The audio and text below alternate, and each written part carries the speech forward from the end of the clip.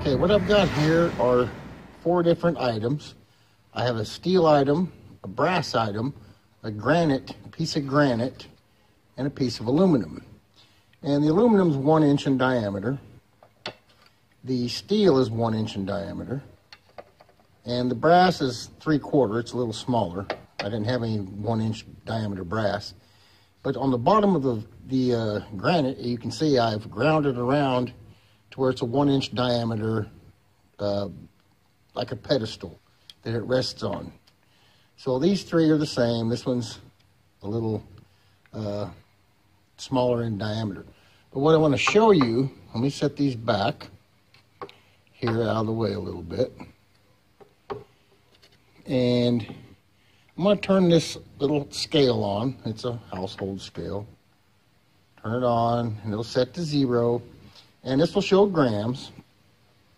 And we'll measure the steel or weigh it. And I've smoothed all these on the bottom. They're all the same. They're pretty slick on the bottom, very smooth. I've sanded them with 220 grit emery cloth. So that one weighs 128 grams. The steel weighs 128. The brass weighs 128, same.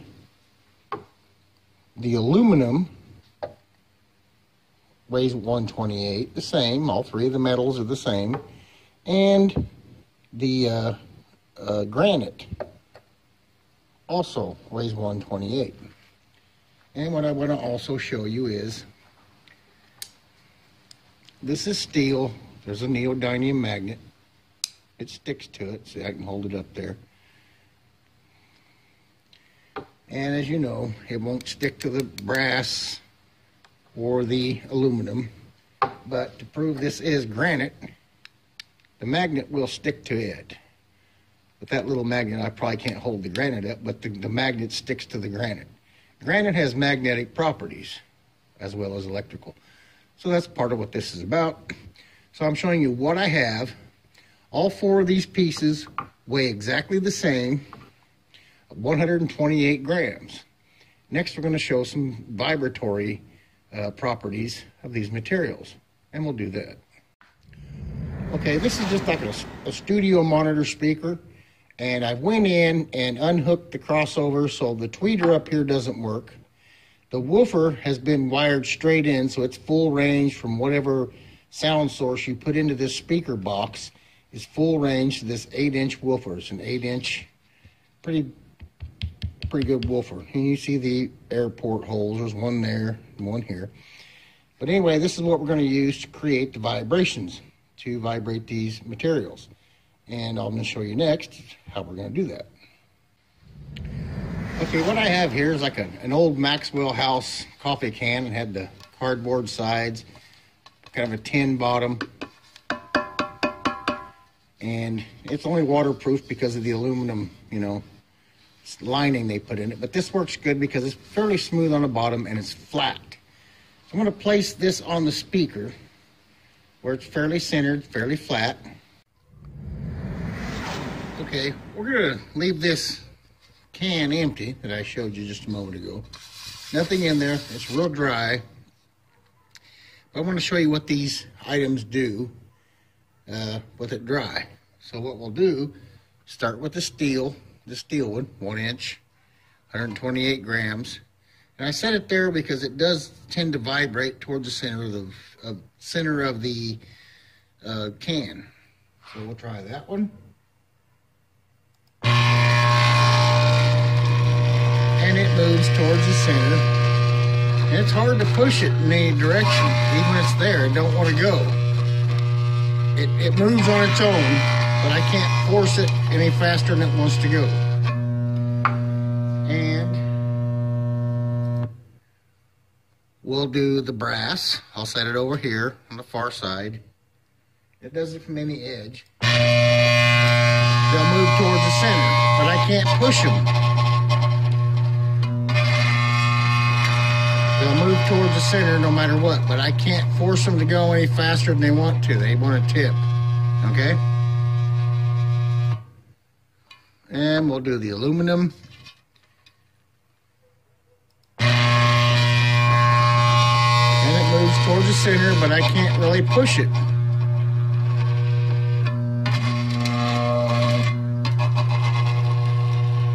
As you see.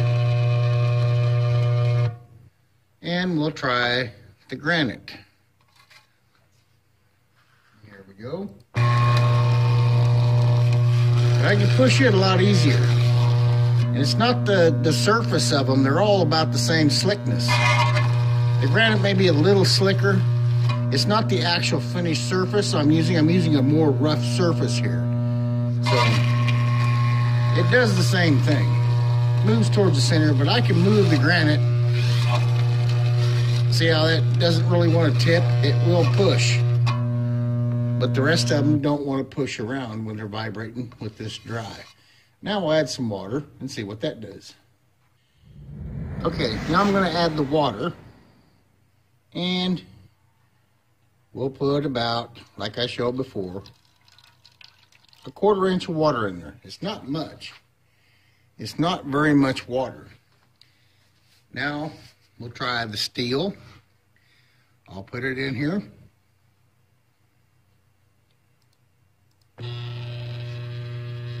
And if you see, it vibrates, and I still can't push it. But it doesn't go to the center.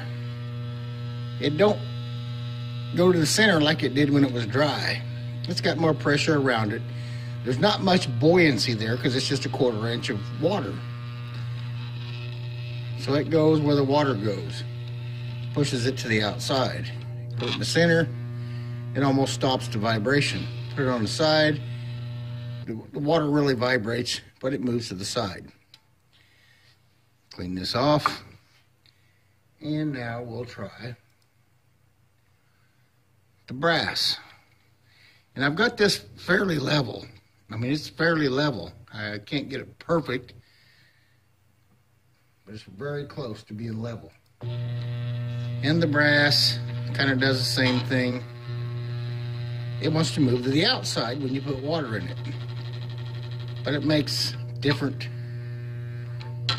And it may be because it's 3/4 diameter and taller to get 128 grams. But I can't push them. They want to tip.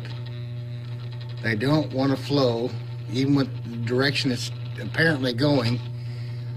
I just can't make it go any faster than what it does on its own. Now we'll try the aluminum.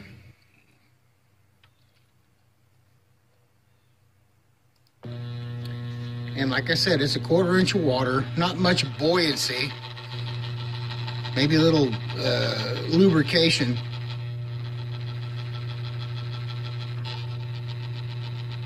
And since that one's so tall, to get 128 grams out of the same diameter, 1 inch, 1 inch, and 1 inch, 1 inch steel, 1 inch granite, 3/4 inch brass, but it warbles. I put it in the center, they all seem to stop it, so, you know. But my point being, now watch what happens when we use the granite with the 1 inch surface there, if you can see that. It's a 1 inch surface actually touching with the same weight, 128 grams. Oops. Let me stand it up. If you notice, the sound's even different, and it moves by itself real quick. Look at that. And I can, other than right in the center, if I put it over here, I can move it real easy. It doesn't want to tip. It moves. And by the way, this is 120 hertz. I can change the hertz, but the granite reacts differently to the same hertz that the other ones do. No matter what hertz I play, the granite moves more freely. It just moves. And like I said, the smooth sides of them is all the same. I can put the real smooth side down, and it does basically the same thing. It just moves around so easy. The granite does. but maybe. Let's put the steel on its side.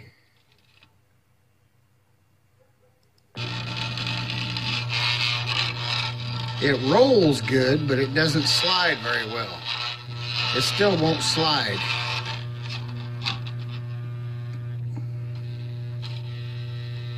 So the granite really makes a difference. The granite has vibrational properties that steel, brass, and aluminum do not. The brass, the aluminum, and the steel do not have the same response at 120 hertz or even any hertz. And I can change the hertz to, let's go to 70. I'm going to put the steel back 70 hertz instead of 120. And it just really throws it for a loop. The granite just moves around. There's just a little 1/4 inch amount of water in there. The granite just really takes off and moves. Remember, they're all the same weight, 128 grams. Put the steel in there. I still can't move it, see? Not near like I can. The granite just flies. Like I said, this is 70 hertz. I'll run it again with the brass. And the brass just falls over when I push it. And it moves from the vibration. And the aluminum is basically the same way. The aluminum doesn't want to move much either. But when I put the granite in there, it just takes off. Same weight, but granite has them properties with vibration and magnetic properties, like I showed you with the magnet, and electrical properties. This thing has 3 more properties than aluminum, steel, or brass. It's just something about the crystalline alignment of the content of granite that just makes it special. Run it one more time. That's at 70 hertz. And the reason I keep the water so low, it's not buoyant. They're not floating. It just gives them a little bit of, lubrication, I guess. But the same lubrication with all 4 of them, the granite just really goes. It just takes off and goes. I can just touch it, move it. It just goes. As where at any hertz I put to it, the granite moves, the steel doesn't, see? I mean, it'll move a little bit when I push it, but the granite really goes. It just takes off and flies. Spin, fly, whatever. And it doesn't really matter what surface you put it on, how big the surface is. It just goes. It has vibrational properties, I'm telling you.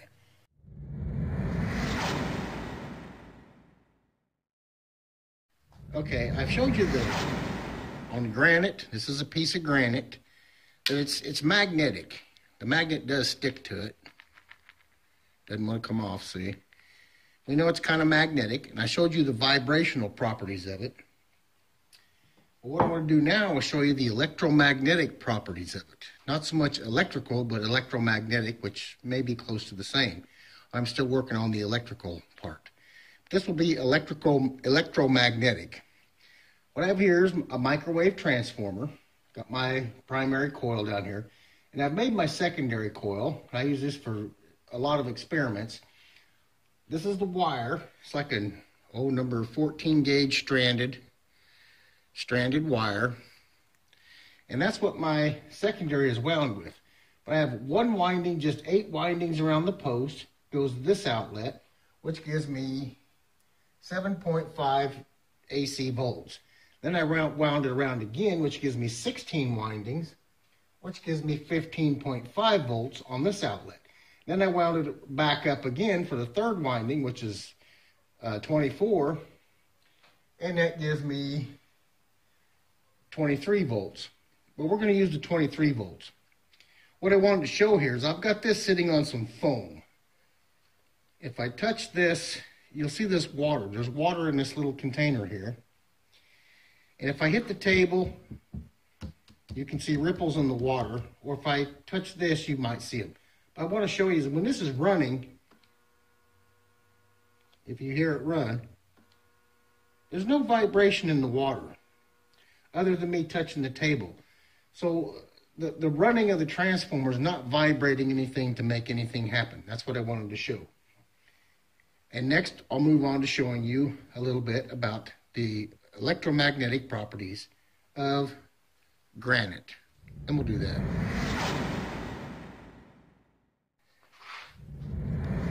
Okay, here's my transformer, my outlets.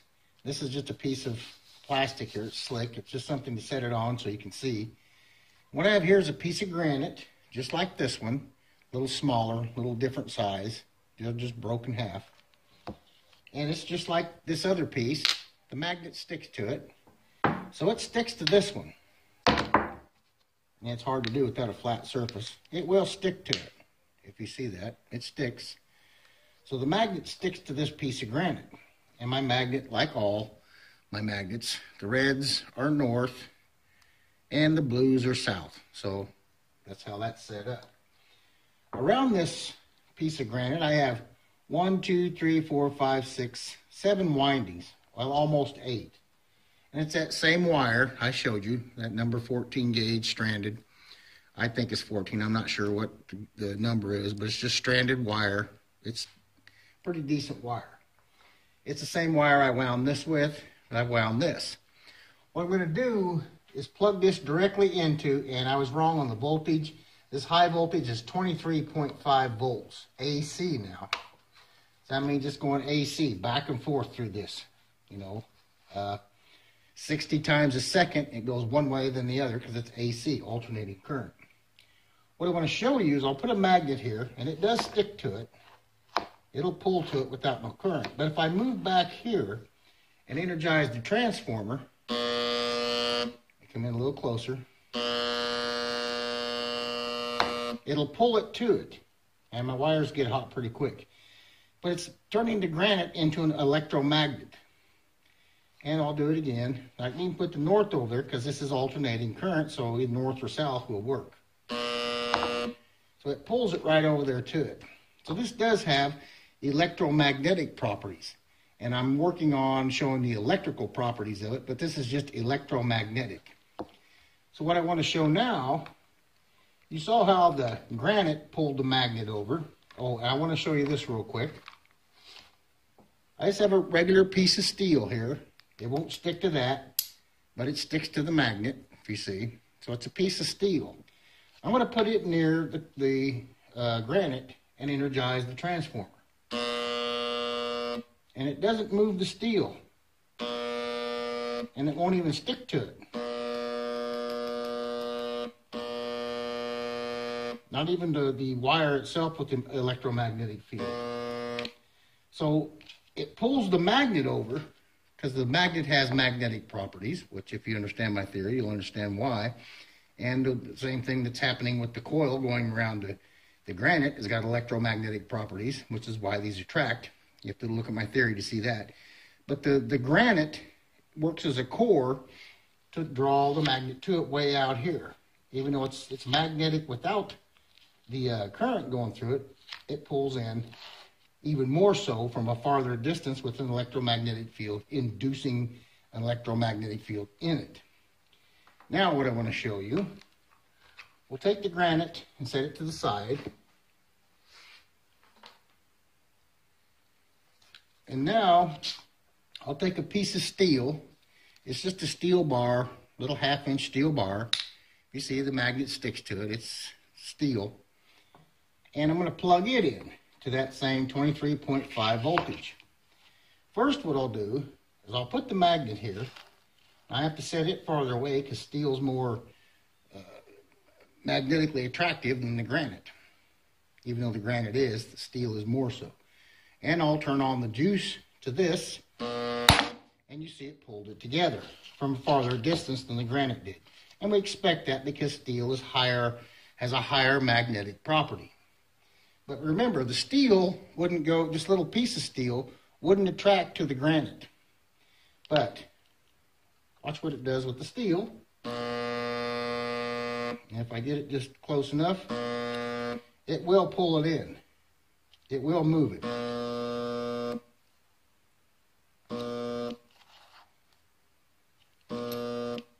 Especially if I do it this way and get a little closer. The steel will pull the steel to it, but the granite would not pull the steel to it. But the steel works with the magnet real well, and the granite works with the magnet fairly well. So it shows the granite does have electromagnetic properties. And I'm using AC here on both of these. It's going back and forth, you know, one way through it, then back, then the other way, then back.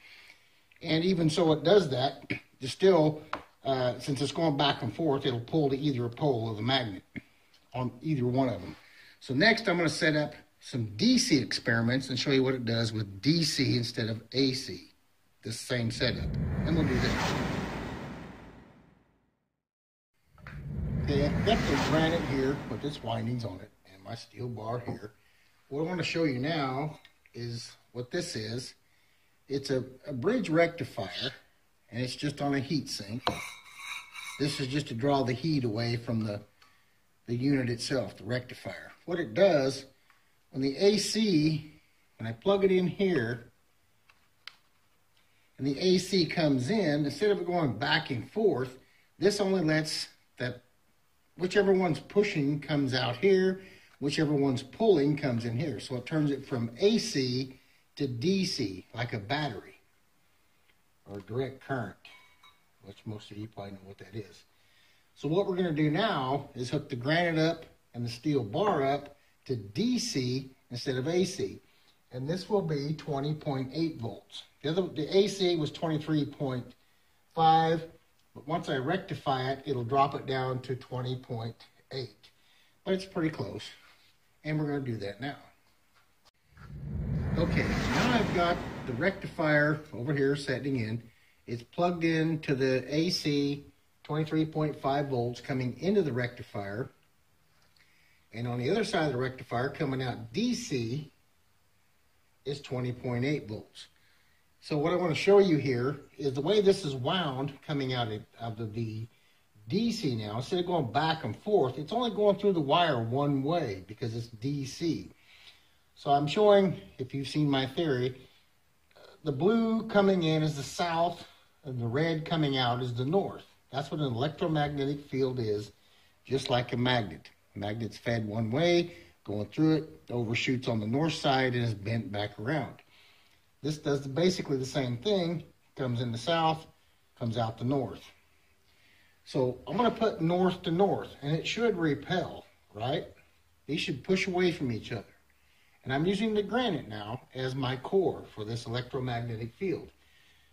North to north, it pushes away.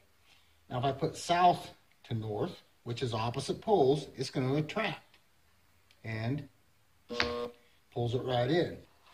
But you notice how quickly I did it on DC here. It just pulled it right in from a good distance. And it will repel it. And if I leave it on long enough, it'll just spin the magnet and pull the magnet in on the south side. If I move it just a little closer, watch, it'll spin the magnet, pull it in.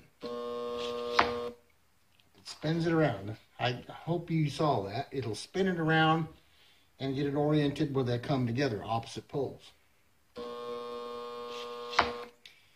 So I hope you saw that.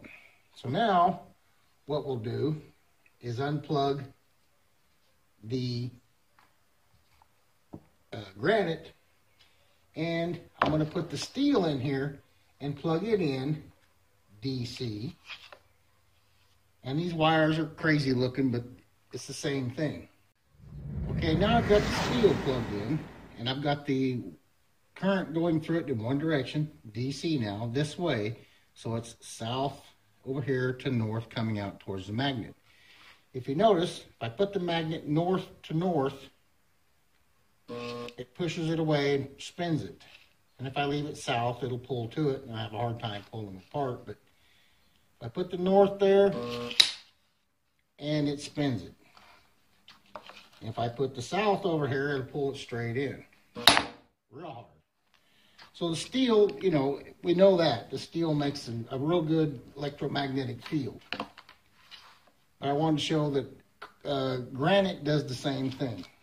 The steel does it a little more, you know, extravagantly.